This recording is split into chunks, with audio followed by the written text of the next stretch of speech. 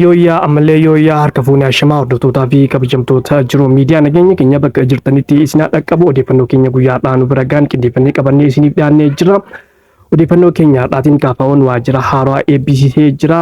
Duraan waajjira hin qabu moo hin qabaa kan jedhu odeeffannoo funaannee qabannee isiniif dhiyaannee jira. Akkasuma Jawaar Mohammadii filannoon karaa nagahaatiin hin jiru jechuudhaan kan dubbataa jiru. Jawaar Mohammad jechuun miseensa Koongireesii Federaalistii Oromooti. Osoo filannoon karaa nagahaatiin hin jiru jedhaa jiru Jawaar Mohammad kaafaawwan immoo asiin waajjira eebbisiisaa jira. Jawaar Mohammad kaafaa'oo miseensummaa hin dhiise moo hin dhiisne kan jedhu dubbii Jawaar irraa qabannee isiniif dhiyaannee jirra. Odeeffannoo keenya biraattiin aangawoonni Soomaaliyaa Finfinnee gahanii jiru. Yeroo jalqabaatiif Finfinnee dhaqanii daawwataa jiru. Erga gaafa Itoophiyaan Somaalilaandii wajjin waliigaltee ulaa galaanaa argachuu walii mallatteessanii as Soomaaliyaan Itoophiyaa irratti komii kaastee turte. Yeroo jalqabaatiif amma aangawoonni Soomaaliyaa Itoophiyaa deemanii daawwataa jiranii odeeffannoo isaanis qindeeffannee qabannee isiniif dhiyaannee jirra. Egaa hordoftootaa fi kabajamtoota jiru miidiyaa odeeffannoo keenya bal'inatti osoo isin hin dabarsin dura namoonni jiru miidiyaadhaaf haaraa taatan yookaan sabskraayibiin godheen sabskraayib gochuudhaan maatii jiru miidiyaa akka taatan isiniin jenna. Akkasuma laayik sheer gochuudhaan nu jajjabeessaan dhaamsa keenya yeroo hundumaati. Gara odeeffannoo keenya bal'inatti isin dabarsinaa isinis hamma xumuraan faana turaan dhafeerraa keenya.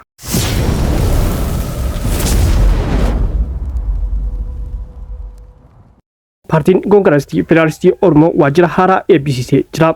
Maaliif waajjira haaraa banee duraan hin qabu moo kan wanni ilaallu ta'a? Waajjirri muummee Koongireesii Federaalaa Oromoo inni duraa caffee aannanii keessatti argama ture. Sababa misooma kooriidariitiin erga cufamee bubbulee jira. Amma gara gamoo naannawa addabaabaayii qabbannaa buufata raabsaa boba'aa cinaa argamutti jijjiiramee guyyaa kaleessaa eebbifamee jira. Waajjirri haaraan kun dilbata kaleessaa muddee 13 bara 2017 akka lakkoofsa Itoophiyaatti waaree booda sa'a 8 irraa eegalee sirna ho'aan bakka hooggantoonni miseensonni paartichaa fi hooggantoota gamtaa paartilee argamanitti sirnaan eebbifamee oolee jira. Waltajjii kana irratti dura ta'an KFO Profeesar Mararaa Guddinaa ergaa dabarsanii jiru. Biyyattiin yeroo ammaa rakkoo hamaa keessa jiraachuu ibsuun rakkoon nageenyaa hundi dura furmaataa hantantamaa argachuu akka qabu himan. Rakkoolee siyaasaa wal waraansatti geessan mariin furuu akka barbaachisu dhaamanii jiru. Egaa hordoftootaa fi kabajamtoota jiru miidiyaa sababni waajjirri KFO duraanii cufameef sababa kooriidarii misoomaatiin akka ta'e paartichi kan ibsee jiru. Akka sababa nageenyaatiin hin taane akka kooriidarii misoomaatiif ka'edha kan paartichi ibse. Garuu erga waajjirri kun cufamee bubbulee jiraachuu ibsanii jiru. Amma garuu sababni waajjirri banamee fi filannoo dhufuu gaggeessuudhaa fi filannoo dhufuu immoo Jawaar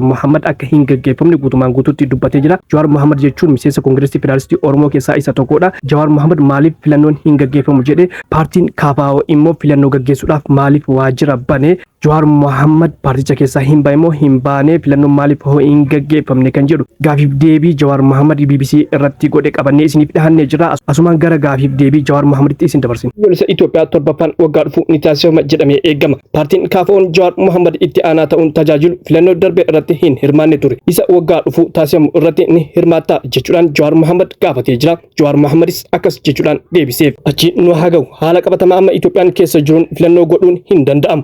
Dacheen biyyattii 70 ol to'annoo mootummaa jala hin jiru. Lafa mootummaan hin to'anne keessatti filannoo gochuu hin dandeessu. Filannoon tokko seeraan fudhatama kan qabaatu bakka namoonni irraa filamu 2/3 keessatti filannoo gaggeeffamuu danda'uu qaba. Haala ammaatiin dhibbantaa 30 keessattuu filannoo gaggeessuun hin danda'amu.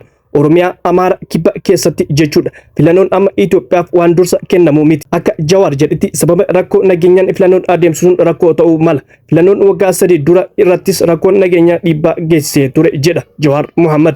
Itti dabaluudhaanis Jawaar Mohammad BBC Afaan Oromoo irratti akkas jechuudhaan dubbate. Mataa jirutti sabbata madan yoo mataan hin jirre raafuu hin maran. Itoophiyaan mootummaa harkaa hin qabne keessatti filannoo gaggeessuun hin danda'amu. Dura nagaa buusuu qabna. Waa'ee filannoo gaggeessuu ammatti gama mootummaatiin wanti jedhame jiraachuu baatus filannoon duraa akka achi darbu taasifamuun rakkoo siyaasaa cimaa uumee ture. Waa'ee filannoo darbuu Jawaar Mohammad BBC Afaan Oromoo irratti dubbate sababni inni guddaan nageenyi immoo waa hunda dursa. Mootummaan Itoophiyaa parsantaa 70% harkaa hin qabu nama dhibiitti bulchaa jechuudhaan kan dubbate. Keessattuu Amaara Oromoo fi Kibba Itoophiyaa guutumaan guutuutti harkaan qabu jechuudhaan Jawaar Mohammad kan dubbate. Bakka mootummaan hin to'anne immoo filannoo gaggeessuun hin ulfaata. Itoophiyaa keessatti parsantaa 30 filannoo gaggeessuun haalli isaa mijataa miti jechuudhaan Jawaar Mohaammed kan dubbate. Sababni isaallee nageenyi hin jiru jechuudha. KFO'n immoo filannoo gaggeessuu fi waajjira banee maal Jawaar Mohaammed KFO keessa jiramoo hin jiru. Jawaar Mohaammed erga biyya seenee paartii Koongireesii Federaalistii erga miseensa ta'e immoo itti aanaa paartichaa godhuudhaan kan dhaabtichi filate. Erga itti aanaa paartichaa ta'e asii akka walitti dhufeenyi paartichaatiif Jawaar Mohaammed laaffateedha.